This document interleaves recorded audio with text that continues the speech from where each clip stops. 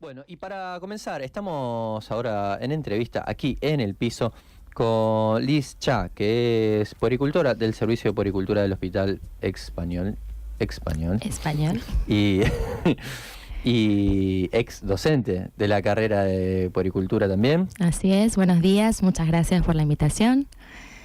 Muy bien. Y un poco, en realidad quisimos, como tomándonos de la Semana de la Lactancia Materna, que va a empezar ahora del 1 al 7 de agosto, tomar un poco eso como puntapié inicial, pero en realidad queríamos pensarlo un poco en un sentido más amplio y entender y conocer de qué se trata la puericultura, ¿sí? Primero que todo, te pregunto, ¿es el único servicio de puericultura el del Hospital Español? En realidad, el servicio de puericultura del Hospital Español es pionero, es uno de los primeros que tiene servicio de puericultura exclusivo con profesionales formados para tal fin. Muchos sanatorios e instituciones de esta ciudad tienen un servicio de puericultura, pero no todos están asegurados por profesionales puericultoras. Muchas veces son otro tipo de profesionales, como enfermeras o licenciadas en obstetricia, otro tipo de profesionales que han hecho alguna formación, pero no con la formación de puericultura propiamente dicho. Somos muy pocos los que tenemos este tipo de servicio. Bien, vos decías que fuiste docente, ¿sí? Sí, yo estudié puericultura en una escuela de Buenos Aires que se llama Panza y Crianza. Esa escuela venía hacia Rosario en aquella época y cuando me recibí, como yo soy docente por otro lado, previamente, empecé a dar clases en la carrera mientras estuvimos dando clases en el Hospital Español. Teníamos la sede ahí de la escuela y mientras estuvo en Rosario fui docente de la carrera. Después, bueno, la escuela decidió no volver y ahora existe la posibilidad de hacerlo a distancia. En Buenos Aires hay aproximadamente 3 escuelas de puericultura. Bien, y esto es una formación profesional. Es una carrera corta, es una carrera que dura aproximadamente 1 año y medio, 2, depende cuál es la escuela que uno elija, digamos. Obviamente no somos médicas, no somos enfermeras, entonces nuestra formación tiene como otro enfoque. Nosotras estamos más formadas desde lo natural, desde la salud y desde lo que debería ser de manera natural. No patologizamos, por decirlo de alguna forma, la lactancia. Entonces, ante algún problema, por supuesto, diagnosticamos patologías, tratamos ciertas patologías que no requieran una medicalización, pero ante algún problema que pueda tener una mamá o incluso un bebé que tenga ya intervención con pediatra, obstetra y demás, por supuesto derivamos y nosotras no tratamos eso. Pero sí tratamos de solucionar por todos los medios naturales posibles ese problema antes de llegar a una medicalización, por ejemplo. Bien, y entonces, ese sentido... Te quiero una cosa que a lo mejor se arrancó con toda la conversación y yo quiero algo más inicial. Sí. Claro, que era lo que venía, claro, sí. En realidad, bueno, la puericultora o la puericultura como disciplina se ocupa, somos los especialistas, digamos, de lactancia materna y crianza del niño hasta aproximadamente los 3 o 4 años de vida. Nuestro fuerte es la lactancia, es decir, trabajamos sobre todo en el embarazo dando información, porque hasta que el bebé no nace no podemos hacer nada con eso, pero sí informar a las mamás. Por un lado, y una vez que nace el bebé nos ocupamos de temas como, por ejemplo, un bebé que no sube bien de peso, una mamá que tiene dolor al amamantar, cuando se lastima, cuando hay una escasa cantidad de leche por alguna razón X, que son muchas, etcétera. Pero también tratamos otras patologías que, insisto, cuando ya están un poco más graves, por supuesto, derivamos al médico, pero si no, una mastitis, un taponamiento de grieta, ese tipo de cosas. Y además, por otro lado, temas que tienen que ver con la crianza. Sueño del bebé, por supuesto, alimentación complementaria una vez que pasan los 6 meses de vida, los berrinches, el tratamiento respetuoso de los berrinches o de la crianza del niño, control de esfínteres, aunque la verdad que control de esfínteres no estaría bien dicho del todo, porque los esfínteres no se controlan, sino que se autorregulan, es otra cosa. Pero acompañamos esos procesos de esa familia en ese tipo de situaciones. También, por ejemplo, obviamente el destete, ¿no? Porque llega un momento en que la teta, sea por decisión del niño o sea por decisión de la mamá, se termina, entonces esos procesos también los podemos acompañar, la vuelta al trabajo, ese tipo de cosas son las que hacemos. Bien, pensaba en cuál era el origen también de esta disciplina. Y en realidad la puericultura existió siempre, pero siempre dentro de otras carreras. Algunas nociones de puericultura en medicina, nociones de puericultura en la carrera de enfermería y demás. Como disciplina separada, digámoslo así, tomándolo desde otro lugar, es bastante nuevo. De hecho, yo no estudié hace 20 años atrás, no es cuando terminé la escuela, es bastante nuevo. En Rosario la primer camada que fue la mía fue del año 2012, como primer camada de una formación extra, por decirlo de alguna forma. Y la verdad es que yo creo que una formación más específica, yo creo que responde también a una necesidad y a un cambio de paradigma sobre todo, ¿no? Es decir, mi generación, bueno, vos sos un poco más joven que yo creo, pero mi generación es una generación criada a mamadera, ¿no? En un momento en el que dar teta o dar mamadera era lo mismo, no pasa nada, los bebés se crían igual. Y hace unos años a esta parte hay un cambio de paradigma en ese sentido y nos estamos dando cuenta de que no siempre lo artificial es mejor, no siempre lo creado por el hombre es mejor, y empezamos a ver además muchas patologías en los niños a raíz de la no alimentación natural. Entonces, así como nos estamos dando cuenta que es preferible comer, no sé, arroz yamaní en lugar de un arroz industrializado, nos estamos dando cuenta de que es muchísimo mejor la lactancia materna que la lactancia artificial. A partir de eso, creo que la necesidad de la sociedad, en realidad, de buscar una alternativa más natural al proceso de crecimiento y alimentación y desarrollo de un bebé, dio también la apertura a esta carrera y que cada vez es más demandada y que cada vez hay más profesionales y que cada vez hay más mamás que consultan. Antes uno se quedaba con la idea de, bueno, por X causa no tuve leche, me dieron a mamar y se terminó. Y ahora hay un montón de mamás que se están dando cuenta que no puede ser que ninguna de nosotras pueda amamantar, que tiene que haber otra solución, tiene que haber alguna razón por la cual tantas mujeres, pero tantas no logran amamantar a sus hijos, cuando debería ser lo más natural del mundo. De la mano a por qué no todas podemos parir, cuando debería ser lo más natural del mundo, y tenemos en Rosario un 80% de tasa de cesáreas, por ejemplo, ¿no? Sí, eso pensaba justamente. Digo, también como hay una instrumentalización, digamos, del parto. También pienso, se me ocurre, surge de tal vez una necesidad de recuperar algún conocimiento que antes tal vez fuese más socializado, digo, con familias con más hermanos. Exacto. Digo, y con abuelas con muchos hijos. Exacto. Y demás, digo, y ahí también había un conocimiento más familiar que se podía dar frente a tal vez algo que pueda pasar hoy, no sé, y pienso en personas conocidas de que de pronto dicen, sí, yo no sé, y no sabía dar la teta.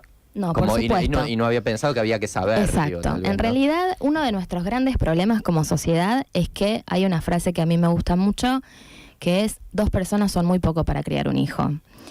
Es decir, nosotros antes, en otro tipo de cultura que teníamos en otras épocas, criábamos más en manada, por decirlo de alguna manera, ¿no?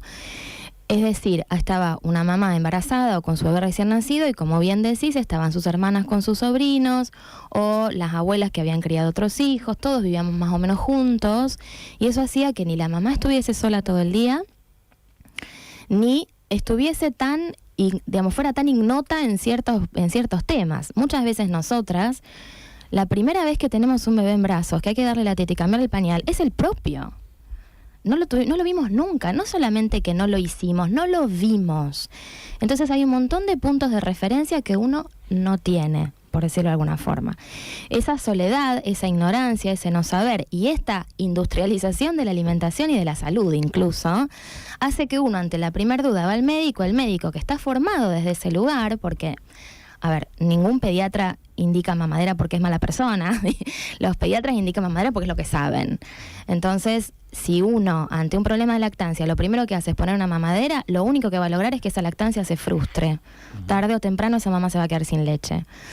Entonces, obviamente ellos están formados desde el lugar de: me duele la cabeza, pongo un ibuprofeno. No veo si la persona tiene un estrés por algo, cómo soluciono el dolor de cabeza, pongo un ibuprofeno. Con la mamadera pasa lo mismo. La mamá tiene un problema de lactancia, por ejemplo, una mala prendida del bebé, que es lo más típico, que se soluciona prendiéndolo un poco mejor con alguna técnica, y va al pediatra y el pediatra le da una mamadera. Esa mamadera después son 2 y después son 3 y después son 10. Chau lactancia. Entonces, también, digamos, esta profesión que surgió en estos últimos años y que para mí es tan importante, lo que busca es esta otra mirada, digamos. En lugar de emparchar con fórmula, por ejemplo, tratar de encontrar la causa. Esto no quiere decir que no haya casos en los que la fórmula es absolutamente necesaria, ¿sí? Pero son los menos, son muy pocos. Está bueno que lo digas. Y ahora pienso yo, ¿darle mamadera es de mala persona? Para nada, en lo más mínimo. Yo siempre digo... porque fuiste muy enfática en eso, por eso te pregunto.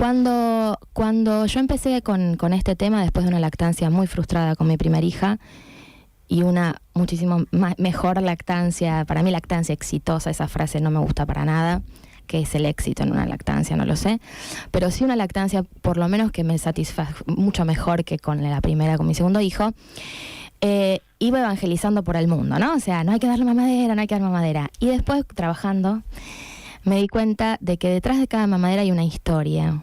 Hay miles de razones por las cuales una mujer decide o elige o puede dar una mamadera. No es de mala persona para nada.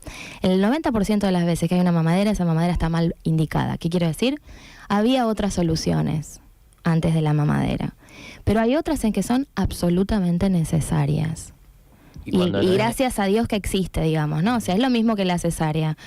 La cesárea en un 10% de los casos o menos incluso es absolutamente necesaria, y qué suerte que el hombre ha logrado tanta tecnologización como para poder operar a una mamá y salvar ambas vidas, ¿no?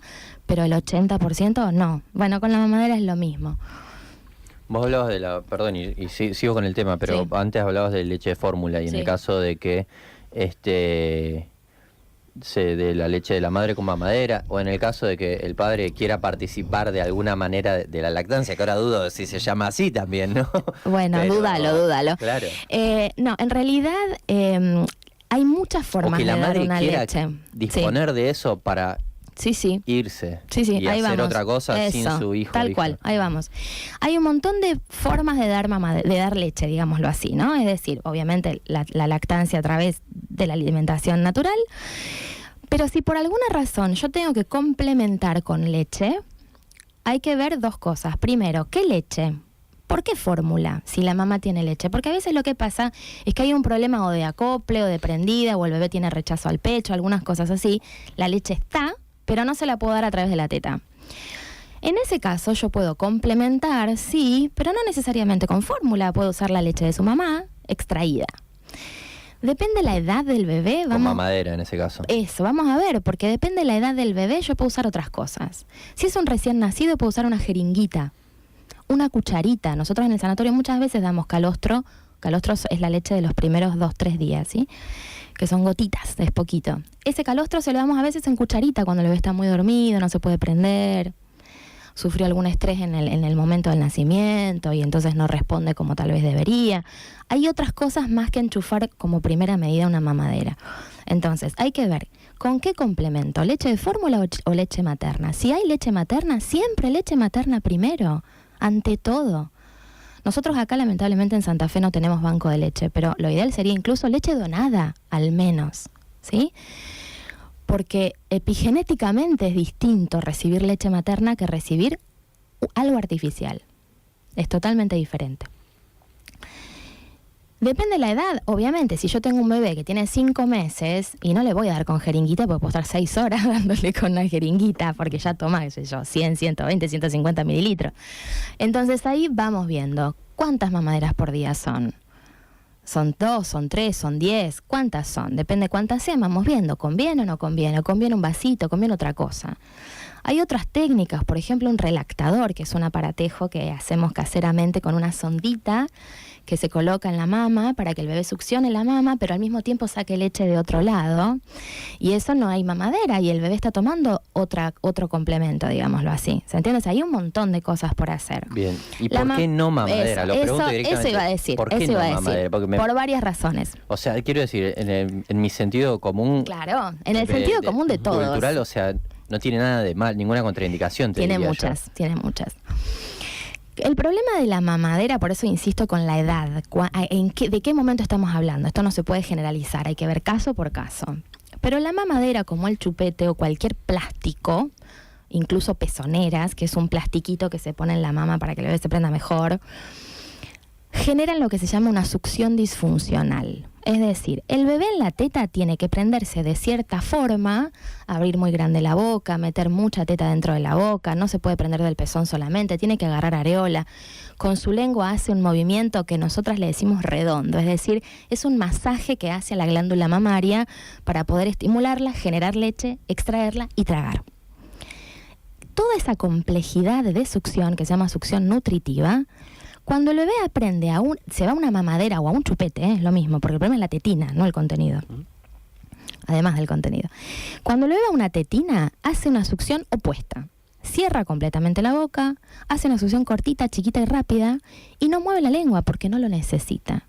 Si acostumbramos a un bebé a una mamadera, sobre todo cuando es recién nacido, cuando tiene 5, 6 meses, 4 meses, otro cantar, pero cuando recién nace, que todavía no, entre comillas, aprendió o no se acostumbró a la succión de la teta, se genera lo que se llama una confusión en la succión, es decir, aprende a succionar como chupete o mamadera, va a la teta, hace esa succión corta, rápida, chiquita, sin lengua, etcétera, no le es eficaz.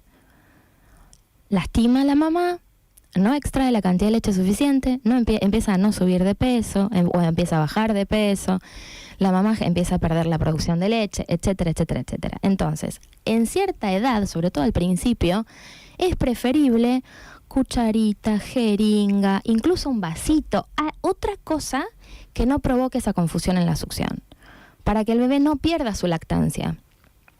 Porque las mamaderas, más allá del contenido que le pongo, generan esta confusión, entonces esa mamá tarde o temprano se va a quedar sin leche y ese bebé tarde o temprano no la va a querer, porque al succionar no saca nada, o saca poco.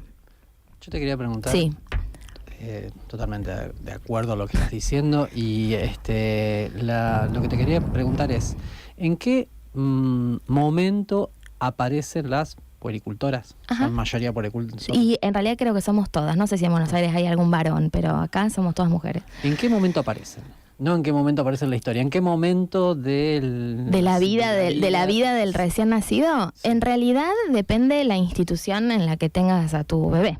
Ajá. Si, por ejemplo, nosotros aparecemos al principio, no estamos en la sala de parto, no intervenimos en la sala de parto, ni en el quirófano si es una cesárea, pero sí, al ratito de estar en la habitación, ya vamos la primera vez a explicarle algunas cositas de las primeras 24 horas que suelen ser un poco especiales para ese bebé, para que la mamá sepa a qué atenerse, para que sepa qué esperar y para que sepa cómo darle la teta en ese primer día. Y después nosotras, al menos en nuestro servicio, no sé cómo será en otros servicios, vamos más o menos unas 3 o 4 veces durante su internación. Un parto vaginal aproximadamente está internada 24 horas, una cesárea 1 día y medio, 48 horas más o menos, y ahí vamos varias veces ayudándola en lo que se pueda. Hay veces que está todo bien según la mamá y entonces no intervenimos demasiado, pero si no, intervenimos en prender al bebé, en despertarlo, en explicarle, enseñarle cómo sacarse del calostro, etcétera, etcétera. Y le vamos marcando algunas pautas. Y a partir de ahí, todas las veces que la mamá lo necesite, bueno, nosotros en el español, con Victoria de Petri, que es mi compañera que trabaja ahí, Georgina Garrofé, tenemos consultorios. Entonces, de última, ellos pueden llamar y vienen al consultorio. Si no, nuestro trabajo fuerte es a domicilio, digamos, o sea, de forma privada. Nos llaman por teléfono y ante cualquier situación de estas, y vamos a domicilio y tratamos de verlo ahí. Lo ideal sería que haya una puericultora al lado de cada bebé que nace, digamos, ¿no? Porque más allá de que es algo que debería ser naturalmente, no siempre sucede naturalmente, sobre todo con lo intervenido que son los nacimientos. Porque una cosa es un bebé que nace totalmente natural, como sucede, por ejemplo, en los partos domiciliarios, en donde en general no hay una intervención mayor a ese nacimiento, ni a la mamá ni al bebé cuando nace, pero en cualquier institución todos los nacimientos son intervenidos en mayor o menor medida. Un bebé que ya nace muy intervenido puede tener dificultades porque el instinto natural, lo hormonal y que todo lo que debería suceder per se no pasa. Entonces, lamentablemente, es como que en la mayoría de los nacimientos tendríamos que estar, digamos. ¿Eso depende de las instituciones? Eso depende de las instituciones, sí. Nosotros tenemos como servicio en el español el servicio viene con el servicio de maternidad, no es que la mamá pide una puericultora. O sea, nosotras vamos todas las veces que tenemos que ir, a veces vamos, preguntamos y nos vamos si no nos necesitan, y a veces podemos estar un rato largo con esa mamá ayudándola. Pero es un servicio que depende de la institución. Claro, yo pienso esto que vos decís de alguna manera volver a lo natural o también de algo que hemos hablado en otras disciplinas, que es como de humanizar, digamos, Exacto. ¿no? Porque si bien un parto domiciliario no tiene la intervención técnica que tiene un parto en una institución hospitalaria, las mujeres no están solas cuando paren, o no están solas con su familia cuando paren, ¿no? Por supuesto que no. Digo, y me parece que esto que vos mencionás de acercarse durante el proceso, aunque sea justo ahí en el momento de parir, de alguna manera creo que acerca a eso, ¿no? Exacto. Como este conocimiento y también una calidez, porque digo, esa función que tal vez la puede tener el obstetra, bueno, cuántas veces uno lo ve, en qué momentos lo ve, o cuántas otras mujeres está atendiendo. Y me parece que un poco complementa esa figura. Sí, totalmente. Justo, bueno, ayer atendí a una paciente y hablábamos de esto, ¿no? Por ejemplo, una cosa como muy simple como el mami, ¿no? O sea, a mí me parece tremendo llamar a una mujer que acaba de parir mami, mamita, gordi, gordita, digo, ¿no? O sea, nosotros lo primero que hacemos es aprender el nombre. Claro. Y yo que tengo muy mala memoria y esto lo reconozco, yo me lo anoto. Digo, antes de entrar a una habitación yo sé cómo se llama la mamá y sé cómo se llama ese bebé. A ninguno lo trato despersonalizadamente. Y creo que nuestra profesión trae mucho de eso. O sea, nosotras no imponemos nada. A mí me ha tocado muchas veces entrar a una habitación y que la mamá me diga, yo no quiero dar la teta. Y a lo sumo lo que intento hacer es preguntar cuál es el motivo de esa decisión, llevarle cierta información. Muchas veces pasa que las mamás dicen, no puedo porque con el primero no pudieron, como si fuese una condición así heredada del universo, que no se puede.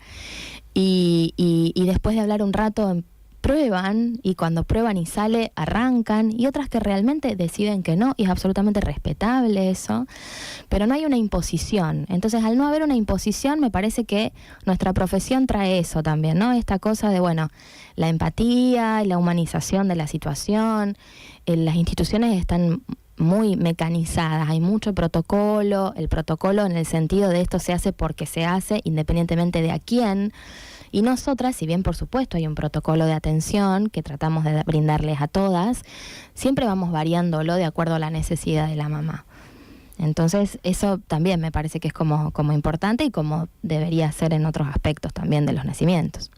Muy bien.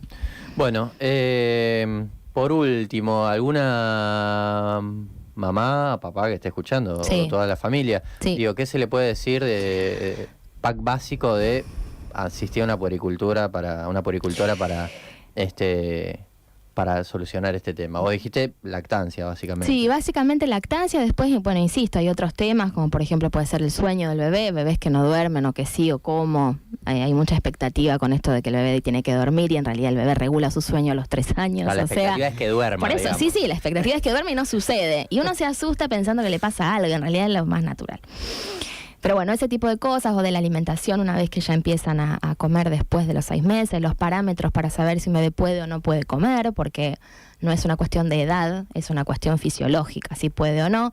Hay bebés que hasta los 8 meses no están preparados para comer, por ejemplo. Pero ante cualquier situación rara de lactancia, es decir, desde un dolor, está muy arraigado esto de que tiene que doler, de que los pezones se tienen que curtir, de que una tiene que sufrir, y la realidad es que no.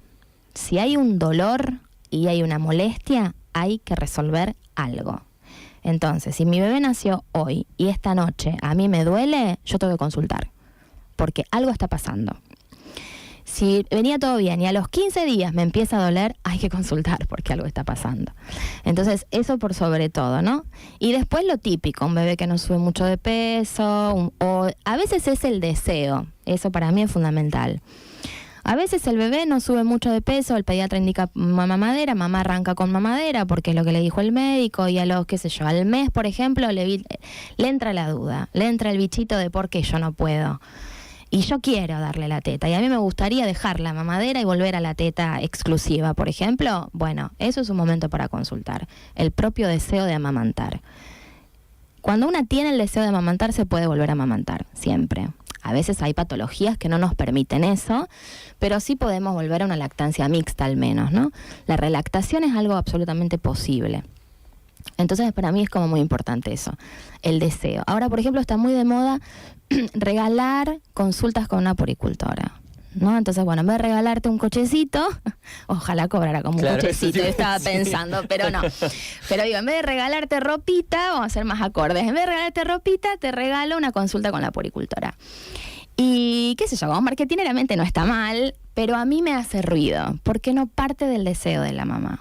Claro. Y la intervención que nosotras hacemos toca muchas fibras, es profunda. Cuando una mamá no puede amamantar, se le juegan emocional y psicológicamente muchas cosas.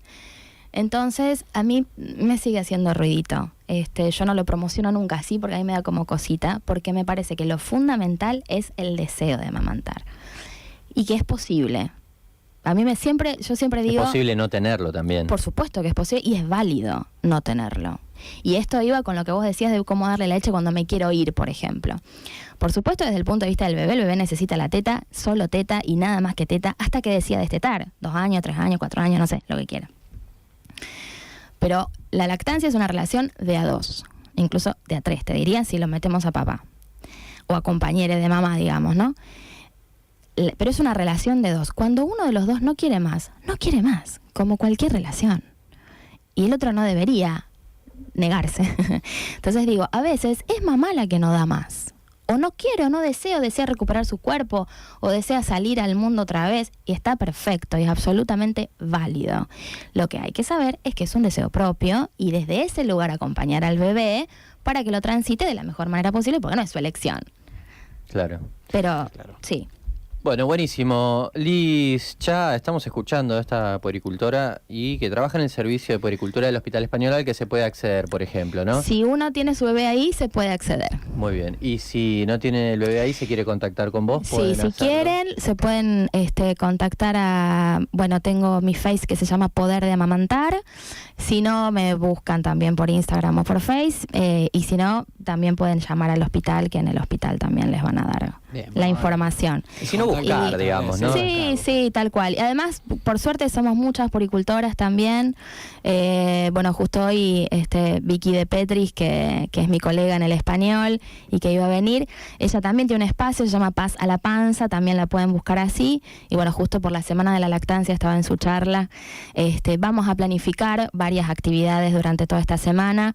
Yo probablemente dé una charla el miércoles 7, estoy tratando de confirmar el horario, por eso no les digo exactamente, pero va a haber varias actividades por la Semana de la Lactancia, que justamente, ¿no?, el logo de este año es Empoderémonos y logremos la lactancia materna, a sabiendas de que esto, por un lado, es una cuestión de la mamá y de saberse que puede y de saberse que tiene esa capacidad, y por el otro lado, del Estado y las instituciones, el poder sostener eso que es tan importante. Muy bien, bueno, Liz Aneley Cha, que pueden encontrarla como Poder de Amamantar. Así es. Así que, bueno, muchas gracias. No, por favor, gracias a ustedes.